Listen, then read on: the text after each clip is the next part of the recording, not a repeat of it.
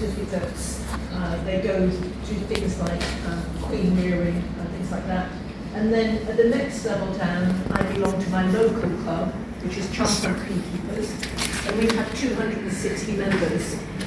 And the club organises monthly meetings, they have talks, they do beginners lessons, and they do training for the written exams. And within the association we have got 2 training apiaries. One is for the beginners, for people who are just learning, and the other one is doing more advanced things like queen rearing and more technical manipulations. And the British Beekeepers, which is just the UK version, has got 26,000 members. So it's beekeeping in the UK is really a big thing. And at the next level, we have a commercial beekeeping organisation, and they're called, strangely enough, the Commercial Beekeepers, and that's for anybody that's got really more than 50 colonies. So it's more likely they've got 200 to 2,000 colonies. And they do a lot of crop pollination, so they will move their hives and their colonies to where the farmers need their crops pollinating, rather like they do in the US, but not to the same extent. It's not such a big country. So the British Beekeepers have got a number of subgroups. So they organise an annual convention, which is a 3-day meeting with workshops and lectures. They have an education and husbandry section. They cover us as beekeepers for our public liability. So if our bees, if anybody could ever prove it, that my bee has stung that person and they've died from anaphylactic shock, then I'm covered for that. I really don't know if anybody's ever claimed of it. They have an exam board. Now then, within the examination system, we've got about 10 written modules. So that could be anything from bee health to plants and pollinators, all of the different types of hives, bee behaviour. And then there are practical assessments. There's a basic assessment which people take after about 2 years of beekeeping, and that is you're assessed in somebody else's apiary, and it takes about an hour. So I as an assessor will come in and just see how you are handling the bees to make sure you've got confidence and that you're not doing anything that's dangerous to yourself or to the bees. And there'll be a little bit of questioning about how you manage a swarm control and things, which is obviously very important. There's bee health, queen rearing, then general husbandry. General husbandry is a half-a-day assessment in your own apiary where you're asked to perform certain tasks. It could be, say, how would you set up your hive to move it? How would you produce a nucleus? There's microscopy, advanced husbandry, which is the next step up again, and then there's the honey judge assessment. So within the British Beekeepers, there are a whole range of written exams and practical exams. And you can go down either route to achieve your master beekeeper, because we recognise that not everybody can sit in a class and learn things, then also some people are not that good at the practical things. So it's a very good system, and it's obviously because we've got so many beekeepers, it's a good thing to do, it's easy to do. Overriding everything is DEFRA, which is our government organisation, Department of Environment, Forestry and Rural Affairs. We have what are called regional bee inspectors, and it is their responsibility to go around and check for the infectious diseases, American foul brood and European foul brood. And there are 6 permanent bee inspectors, and during the summer we've got an additional 10. And you have a legal obligation to let them in and examine your hives, and they will do so particularly if there is a notifier of a disease, so EFB and AFB, within a 3 or 5 kilometre radius of your colonies. So I get to see the bee inspector probably once every 2 or 3 years. I don't have a problem, but obviously somebody within my area does, and he will call and say, I would like to come on Tuesday at 2 o'clock, and you have to let him in. And we must also report, as a legal any reports of the Asian hornet, Vespervetulina, which has come in from France, Germany, and is in the southeast of the country and is causing quite a lot of damage to the hives. So that's how we're set up.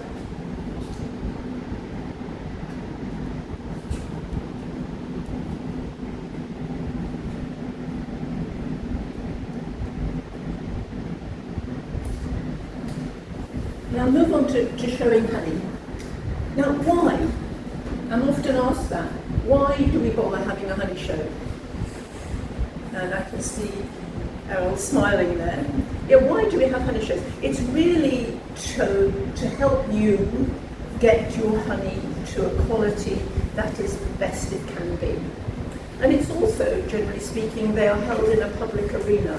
It's for the public to be educated, so that the public can understand what good honey is and what they can do to influence the quality of the honey. They can plant more trees, they can buy from a local beekeeper to keep your industry going. And it's an important thing to make sure that the public do get to see the best of the best.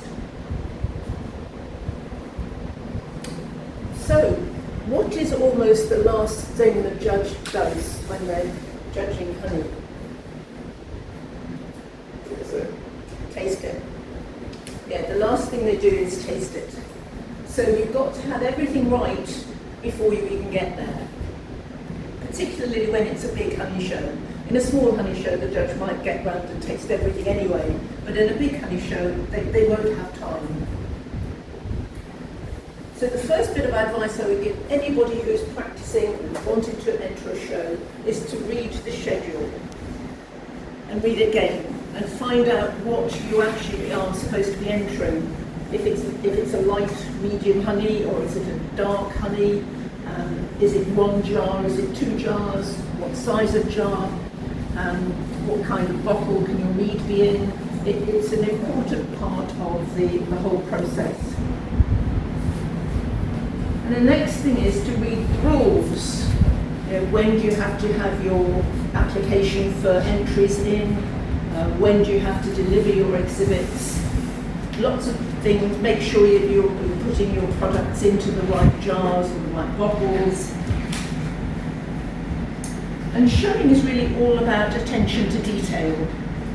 Keep everything clean.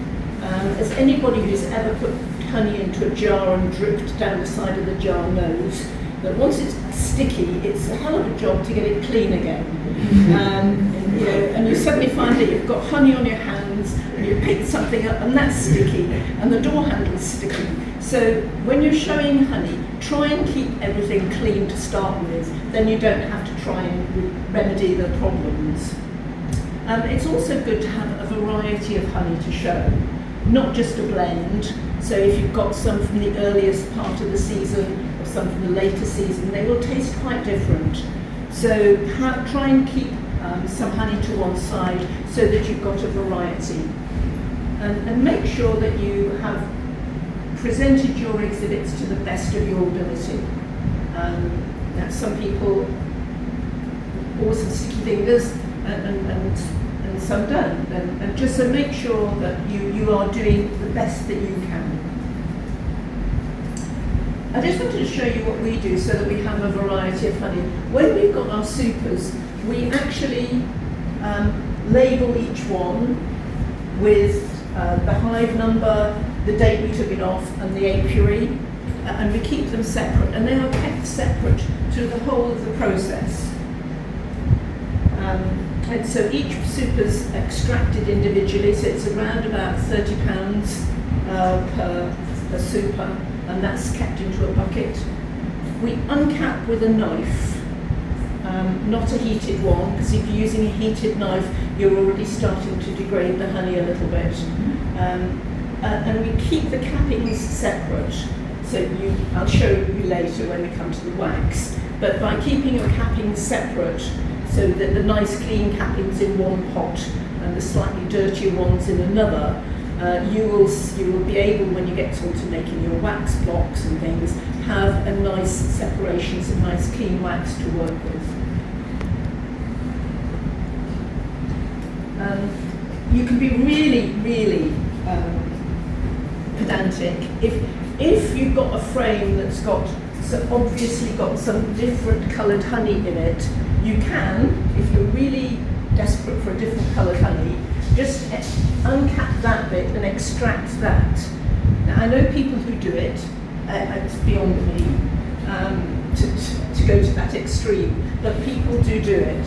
So you can, if you look at your honey and your frame and you see an area of colour that's different, you can extract just a little bit to get that different coloured honey.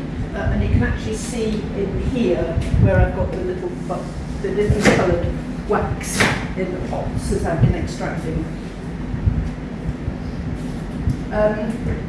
We extract in a clean radial extractor, and we leave the honey to drain through a double strainer into a bucket. And each bucket is labelled with a batch number. So this is from 2017. We're going to see how far back we're going. So this year, the first super we extracted was 2501. And then, so in this case, you can see we're going from 1 to 11. So each batch has got an individual number. We, by law, have to have traceability of our honey. So we have to know exactly where that's going. So that batch number stays with the honey throughout its whole process. So when I put my labels on, this batch of honey will have 1706 as its batch number, so I will know which apiary it's come from, when it was extracted, and also I know where I've sold it. So we have to have complete traceability of our products, and this is our way of doing it.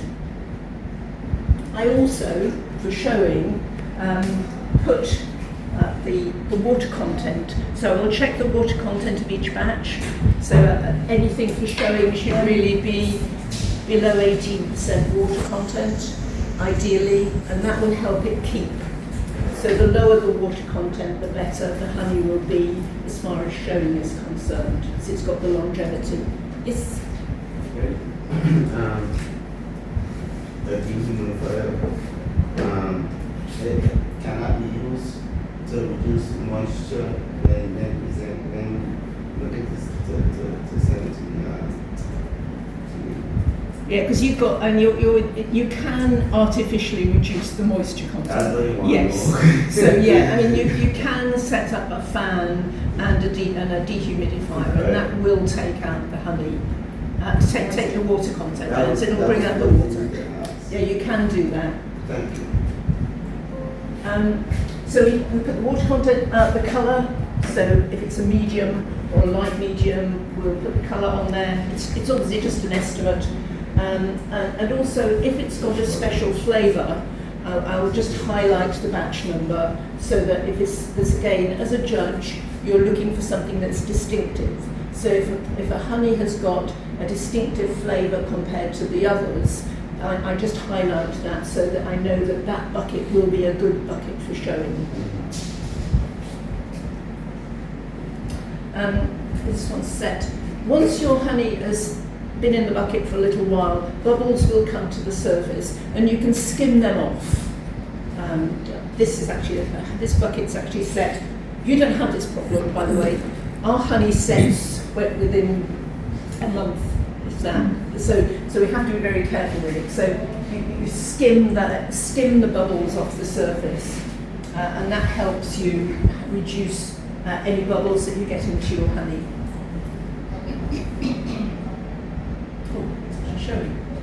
Didn't realise it was going to run. I have a tall, thin tank that is my settling tank, and you can see from the top here. Maybe I can show you. Can you see here? I've got the bag. My filter bag is permanently attached, so it's got some. What do you call them? I call them Jubilee clips. Yeah, to permanently hold it in there, semi-permanently, so that when I pour honey into it, it doesn't go dropping into the tank.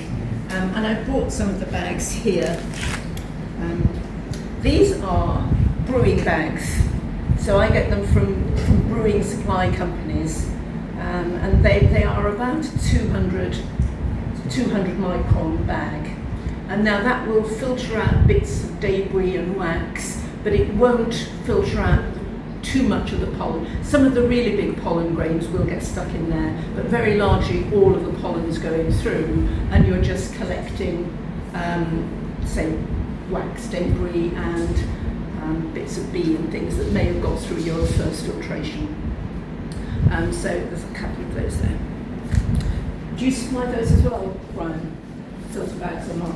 We have filtered fabric, so we have the same thing, but we sell it in one meter roll, Oh, 1 okay. meter Yeah. pieces. Same thing. Yeah, I used to do that until I discovered the brewing bags. You can't compete with Amazon with stuff like that. So in Canada, they can buy that cheaper on Amazon than I can sell it. Yeah. So I just let them do that. When you're using one of these tanks, pay particular attention to the tap, because the tap is often where water or old honey or whatever gets trapped. So when you're cleaning it, make sure that that area is kept as clean as you can. So our bucket of honey is poured into the mesh bag and the lid's put on, and that is now left in a warm place for at least 48 hours. Now for showing, that's important. I've got a series of photographs that I'm planning to take, which is showing how the honey looks after so many hours worth of settling, because I want to be able to show how many bubbles still come to the surface.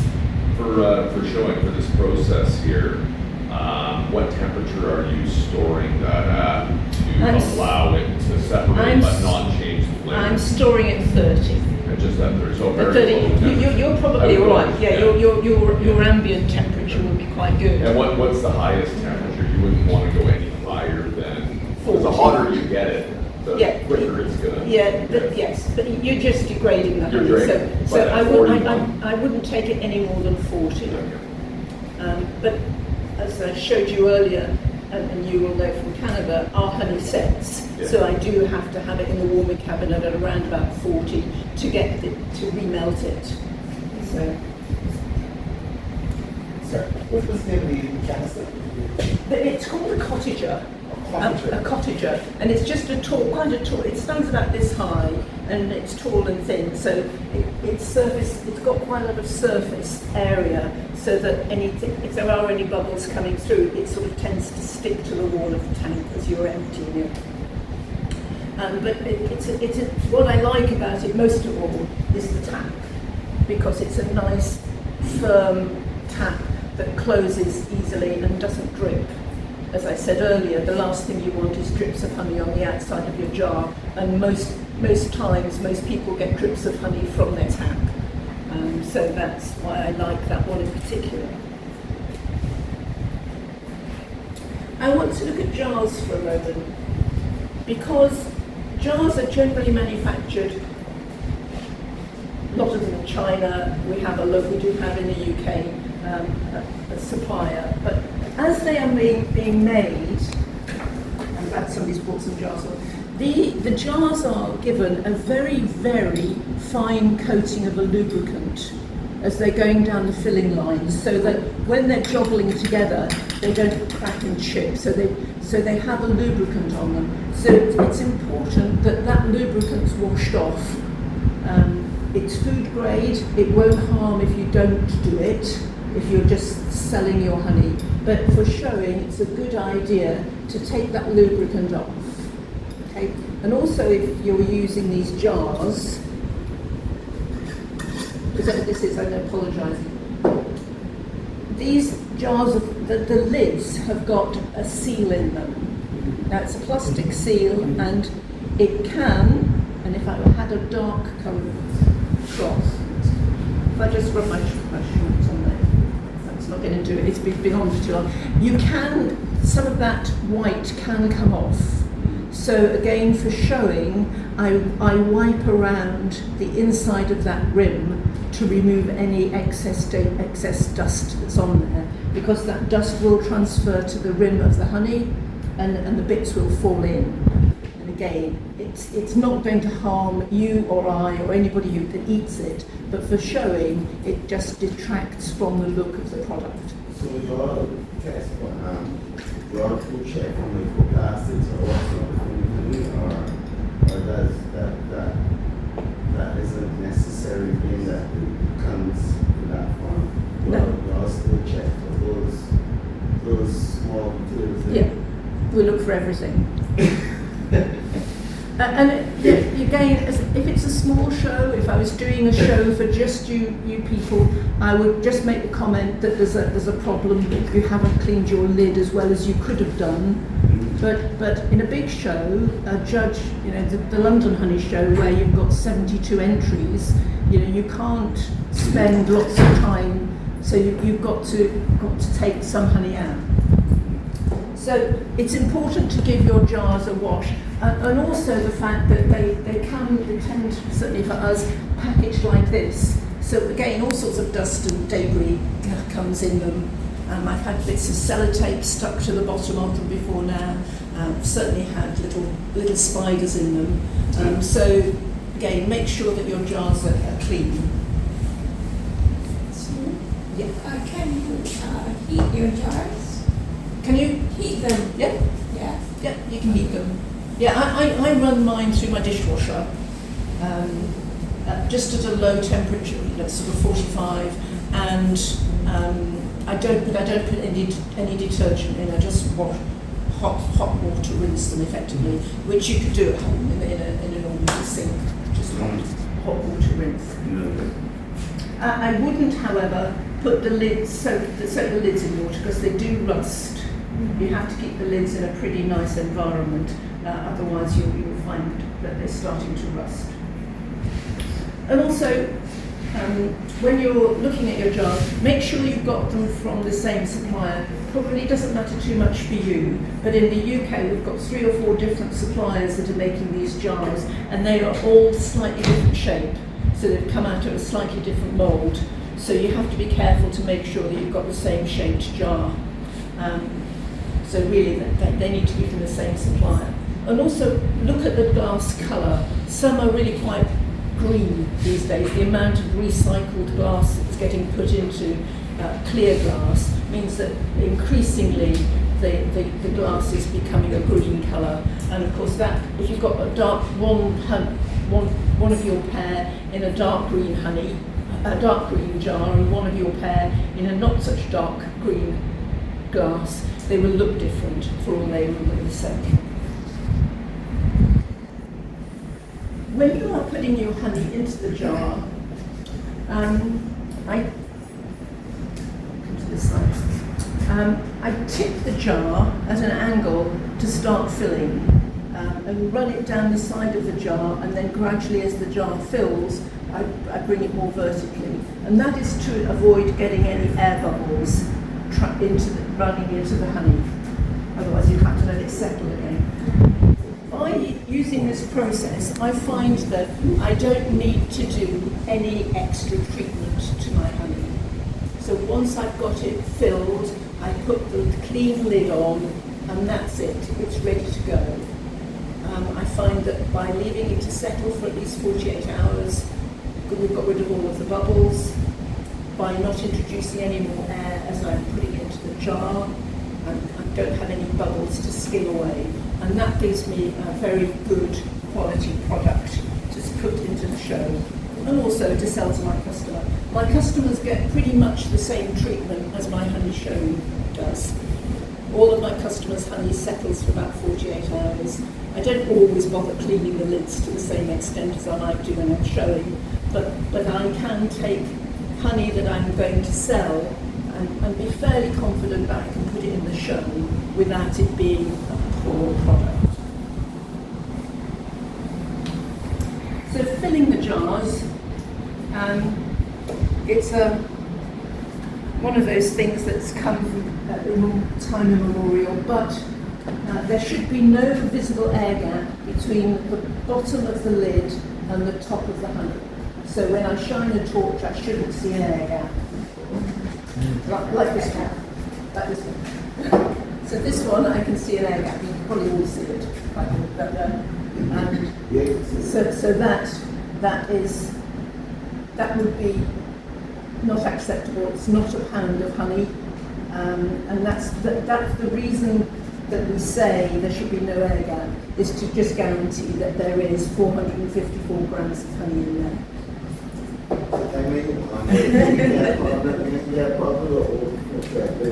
Oh, you don't need to overfill it, but you should just make sure that and I have been to shows where that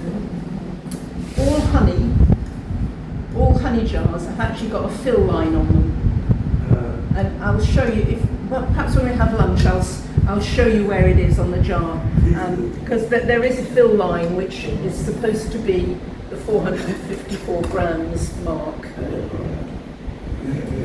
So, what would cause additional bubbles in a jar for showing through agitation or tilting or handling? It just generally any transit may cause a little bit, but if you've got a thick honey, you rarely get any extra bubbles in it. But when people bring them to the shows, yes, it's best to try and carry it flat. And the judge should recognise whether it's bubbles that have been in there because they're all walked through it, therefore the honey hasn't settled properly, versus honey bubbles that come just via transit marks. I should have asked somebody to bring some empty jars. But when you're showing your honey and putting your label on, again, the rules will usually tell you that the label needs to be about 12 centimetres or thereabouts from the bottom of the jar. Now, the other thing about the jars is that there's a front and back. Okay, so the back of the jar has got these little dimples on. Again, come and have a look at lunchtime. So that's the back of the jar. And so your label should go on the front of the jar. Okay, and the jar has got side seams. So you're looking totally amazed there.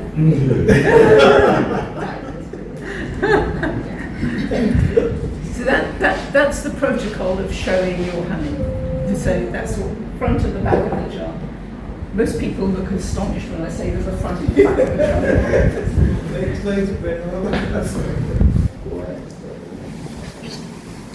So when you're putting your honey into the jars, be consistent with your fill volume. So make sure that they're all the same levels. And I usually advise people not to use the first few jars from the vat, because that's where if there is anything left in the tap area, the first few jars will get the bits in it. As I said already, avoid any drips on the outside of the jar, because once the jar is sticky, you're going to get it staying sticky. And I keep, if my class of honey tells me I need 2 jars, I tend to keep 4. If it's a 12-jar class, 12 matching jars, I tend to try and keep 16 to 20, just so that when I look through them to make sure that they're all okay. So keep as many jars as you need. And if you're storing it for any length of time, I try to store with plastic lids. And the reason for that is honey is quite acidic, and it can corrode the metal. So if you've got a metal lid on a jar of honey, it's been there for quite a few years, and when you take it off, you can see little bits of rust starting to form. And code the jars so you know what they are. And I'm saying that with a smile on my face because I'm the world's worst. I've got little piles of honey all around my honey room when it's showtime, and it's, believe me, I'm thinking, what's that one, and it can be a little bit chaotic. So make sure that you know where your jars are and where you're going to show them. And store the jars somewhere dry and level.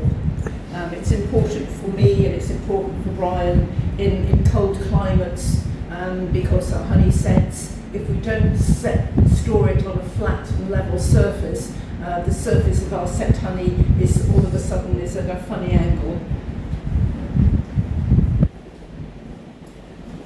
If you have got bits in your honey and the surface isn't looking as clean as you might like it, there are a couple of things you can do. You can use a teaspoon and skim the surface, go around to the top, or you can use a piece of what I call cling film, you call saran wrap, cling wrap, yeah. So you can put that all over the surface of the honey, pat it right down so that the surface is completely covered, and pull it away carefully.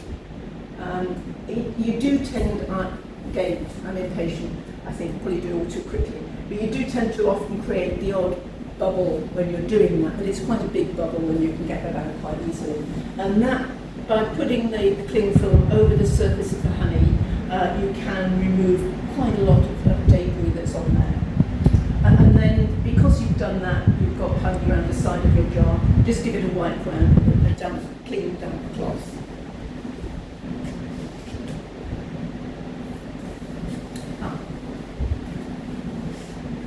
That's liquid honey. I just wanted to say a little bit about cut comb. That quite a few of the honey shows are starting to put cut comb into them, and I noticed on the Caribbean group chat that quite a few people are starting to look at cut comb. Now, cut comb is the way you cut sections of the honeycomb directly from the frame. So you need a good, well-capped frame that's unwired. Preferably, you can get the wire out, but it is a bit of a challenge.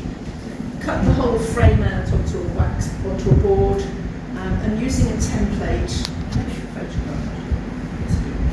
Using a template, just cut around your piece of comb so that it fits into the container nicely. It's quite an art. And again, what you do is once you've cut them out, you leave them to drain. Because the judges go looking for a piece of comb. When the judge tips it out to look at it, they don't want to have a handful of honey all over the place. So they want a nice piece of well-drained comb. And then once they're drained, you can put them carefully into the container. Again, a lot of shows have a weight specification for how much comb should be in there, so just check that you have got the right weight. Often you need quite a thick comb of honey in order to get the weights that are required.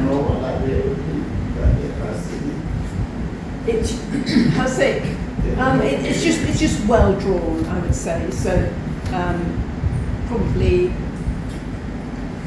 centimetre, half a centimetre. About a centimetre either side of the midrib was probably give you a good weight. So would commercial cassettes meet that standard? Yeah. And you can buy things that actually punch out these chunks for you. They tend to make an awful lot of damage to the edge of the wax. So I always use a scalpel, very sharp knife to cut through.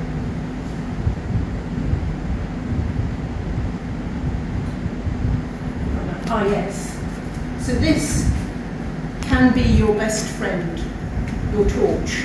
So you can look at your honey, you can see what the faults are, because if you don't do that, I will.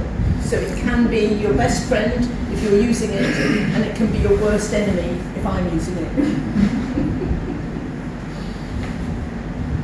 Okay, I think that's me done on honey.